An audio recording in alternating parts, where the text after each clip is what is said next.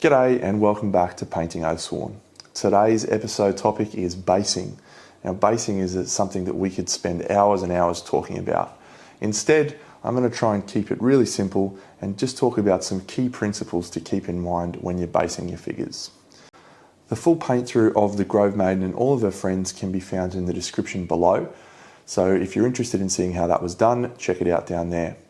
Since we're only concerned with the base, there is no need for an overlay colour in this episode. So instead, we will just dive straight in. Let's go.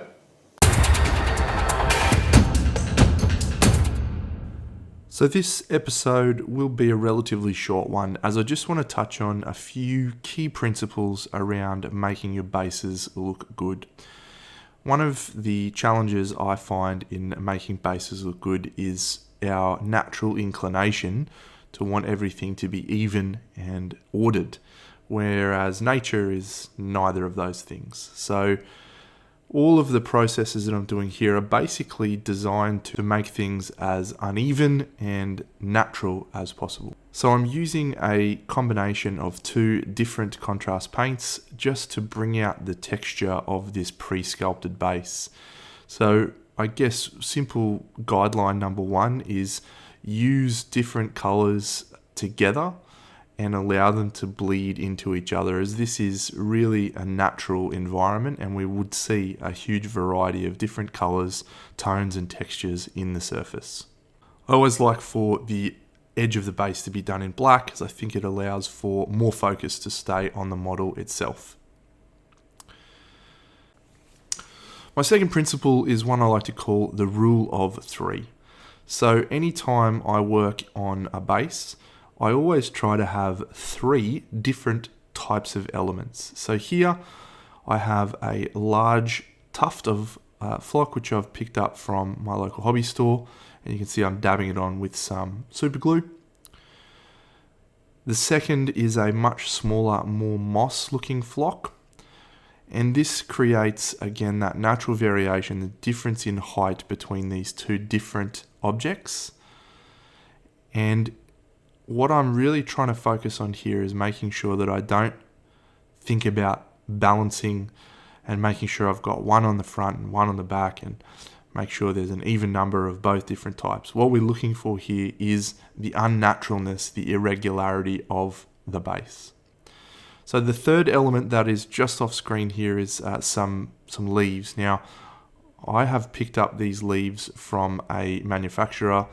However, I've also in the past used basil from the supermarket, which costs you about $3. And you get a really great variety of awesome little shapes that work really well for leaves. So here we're placing these down as irregularly as possible. Thinking about placing leaves on top of the base will also help, as leaves naturally fall from above and will land on top of things. I use super glue for this process because I am all about speed. White woodworking glue will work just as effectively and will be a little bit more forgiving.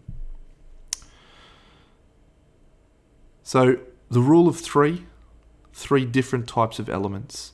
So we've got two different types of tufts and the grass. The third key principle, the first is use irregular colors. The second is the rule of three. And the third key principle I'm basing is integrate the environment.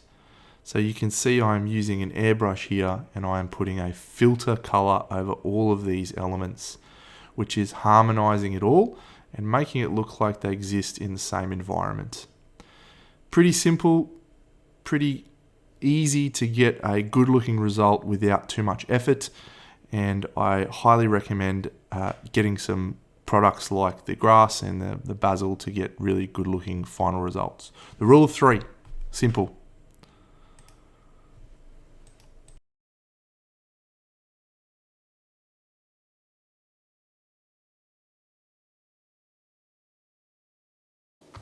And that's it for this episode on basing.